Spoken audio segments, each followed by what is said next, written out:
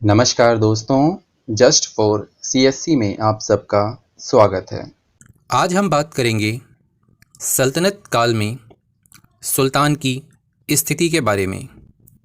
जानेंगे दिल्ली सल्तनत के अंतर्गत सुल्तान या कहें वहाँ का शासक किस प्रकार से अपनी शक्तियों और अपने दायित्वों का निर्वाह किया करता था। साथ ही साथ हम जानेंगे कि दिल्ली सल्तनत के समय में विधायिका, कार्यपालिका और न्यायपालिका की शक्ति किस प्रकार सुल्तान के हाथों में केंद्रित थी। क्या वास्तव में विधायिका, कार्यपालिका और न्यायपालिका की शक्ति का प्रयोग सुल्तान स्वयं करता था या किसी तीसरे पक्ष पर आश्रित था? इन सभी महत्वपूर्ण प्रश्नों की चर्चा अपने आज के इस वीडियो में हम करेंगे। तो चलिए शुरू करते हैं आज का अपना वीडियो। सबसे पहली बात, दिल्ली सल्तनत के अंतर्गत राज्य की प्रशासनिक व्यवस्था का केंद्र बिंदु सुल्तान होता था। सुल्तान दिल्ली सल्तनत में सर्वोच्च अधिकारी था। इसका सीधा सा मतलब है कि सारी शक्तियां सुल्तान के हाथों में केंद्रित थीं। वैसे तो दिल्ली सल्तनत के अंतर्गत सुल्तान बनने के लिए कोई निश्चित नियम निर्धारित नहीं था, लेकिन एक सामान्य परंपरा यही मानी जाती है कि उस समय सल्तनत की गद्दी पर वही व्यक्ति बैठता था जो राजकीय परिवार से संबंध रखता हो।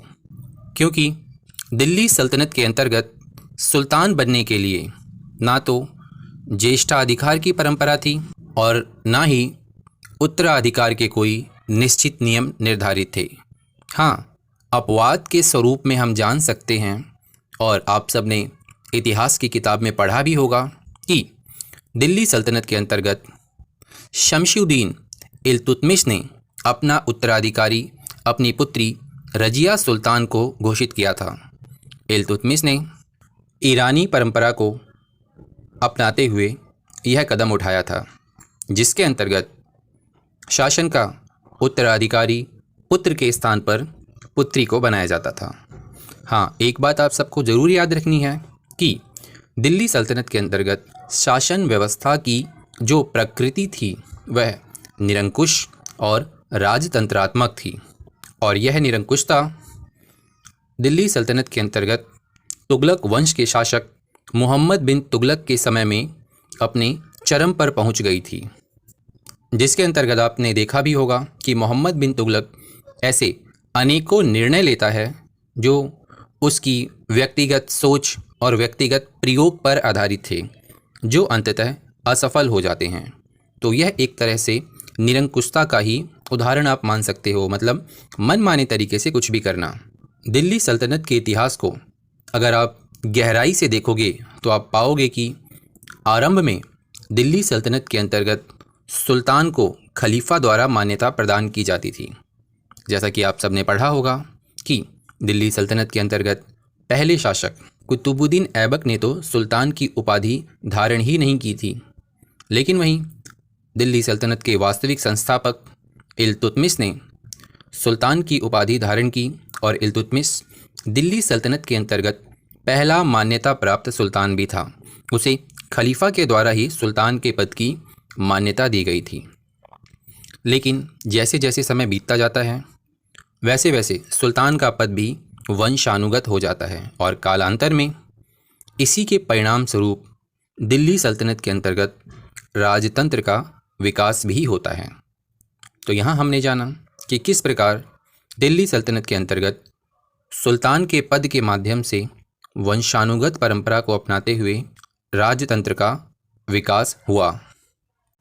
वैसे अगर बात करें, दिल्ली सल्तनत में मुख्य रूप से सुल्तान पर इस्लामिक कानून का अंकुश था। सुल्तान एक तरफ जहां अपने नाम के खुतबे पढ़वाता था, तो वहीं दूसरी तरफ अपनी संप्रभुता के प्रतीक के रूप में सिक्के भी जारी करता था। जैसा कि आप सबने पढ़ा होगा, दिल्ली सल्तनत के अंतर्गत इल्तुतमिश ऐसा पहला शासक था जिसने चांदी का टंका और तांबे का जित्तल नामक सिक्के जारी करवाए थे, सिक्कों पर टकसाल का नाम लिखवाया था और भी बहुत कुछ काम किए थे सिक्कों के संबंध में। इतना ही नहीं, सुल्तान पताका और राज चिन्ह भी धारण करता था और प्रशासन से संबंधित महत्वपूर्ण नियुक्तियां भी सुल्तान के माध्यम से ही की जाती थीं दिल्ली सल्तनत के अंतर्गत। आगे हम बात करते हैं कि दिल्ली सल्तनत के अंतर्गत राजकीय नियम सुल्तान के आदेश के आधार पर निर्धारित होते थे, लेकिन फिर भी सुल्तान को अगर महसूस होता था कि किसी संस्था से या किसी व्यक्ति से सलाह लेनी हो, तो ऐसी स्थिति में सुल्तान सलाह लेने के लिए मजलिस-ए-खलवत नामक संस्था की मदद लिया करता था। दिल्ली सल्तनत के अंतर्गत लगभग सभी शासकों ने सुल्तान की उपाधि धारण की थी। इतना ही नहीं, दिल्ली सल्तनत के अंतर्गत सुल्तान स्वयं को खलीफा का नायब कहता था, लेकिन कुतुबुद्दीन मुबारक खिलजी ने अपने आप को ही खलीफा घोषित कर दिया था। इतना ही नहीं, आप सबको पता होगा कि सैयद वंश के खिरिज खां ने रैयत-ए-आला की उपाधि धारण की थी। माफ़ कीजिएगा, यहाँ पर रैयत-ए-आला होना चाहिए, जा की जगह ए का प्रयोग आप सब कर लेना। तो सैयद वंश के खिरिज खां ने रैयत-ए-आला की उपाधि धारण करते हुए स्वयं को समरकंद के शासक तैमूरलंग के पुत्र शाहरुख का प्रभुत्व या उसका प्रतिनिधि माना और शाहरुख की संप्रभुता को स्वीकार किया। लेकिन वहीं दूसरी तरफ खिरिज खां के उत्तराधिकारी और उसके पुत्र मुबारक शाह ने इस प्रथा को समाप्त किया और स्वयं को शाह सुल्तान की उपाधि से नवाजा। तो ये थी दिल्ली सल्तनत के अंतर्गत सुल्तान की कमोवेश स्थिति। हमने जाना कि दिल्ली सल्तनत के अंतर्गत सुल्तान की वास्तविक हैसियत क्या थी। तो आज के इस वीडियो में इतना ही। Thank you.